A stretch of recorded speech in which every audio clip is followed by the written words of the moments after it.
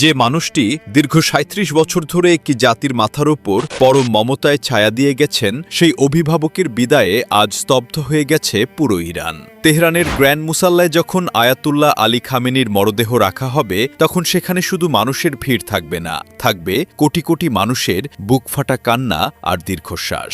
গত ৪ মাস ধরে ইরানি জনগণ বুকের ভেতর যে পাথর চাপা কষ্ট লুকিয়ে রেখেছিল, এই ৬ দিনব্যাপী জানাজায় তার প্রতিটি বাঁধ ভেঙে যাবে। সাধারণ মানুষের চোখে মুখে আজ শুধুই শূন্যতা। তেহরানের রাস্তায় দাঁড়িয়ে থাকা শোকাহত মানুষেরা আজ এক বাক্যে বলছেন, আমরা আমাদের নেতা এবং আমাদের প্রধান সেনাপতিকে চিরতরে হারিয়েছি। ৩৭ বছর ধরে আমরা যাকে প্রতিটি সংকটে, প্রতিটি বিপদে আমাদের অভিভাবক হিসেবে পেয়েছি, আজ তার এই চিরবিদায় আমাদের জন্য এক অসহনীয় যন্ত্রণা। তারা বলছেন, রাষ্ট্রের নতুন দায়িত্বশীল ব্যক্তিরা হয়তো দেশ চালাবেন, কিন্তু খামেনির মতো একজন আধ্যাত্মিক নেতার যে শূন্যস্থান আজ তৈরি হলো, তা হয়তো ১০০ বছরেও পূরণ করা সম্ভব হবে না।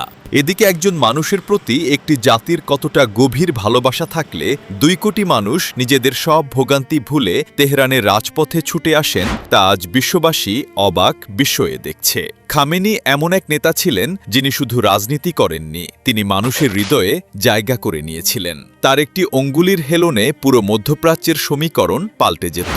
কিন্তু নিজের দেশের মানুষের কাছে তিনি ছিলেন একজন পরম পিতৃতুল্য ব্যক্তিত্ব। আজ যখন তার নিথর দেহ রাজপথ দিয়ে নিয়ে যাওয়া হবে, তখন তেহরানের আকাশ বাতাস ভারী হয়ে উঠবে মানুষের হাহাকারে। এই শোক শুধু একজন নেতার মৃত্যুতে নয়, এই শোক হল একটি যুগের অবসানে। যে যুগের প্রতিটি পাতায় লেখা থাকবে খামেনির নাম, আর সেই নামের সাথে জড়িয়ে থাকবে কোটি ইরানির আবেগ, ভালোবাসা আর অবিরাম চোখের জল।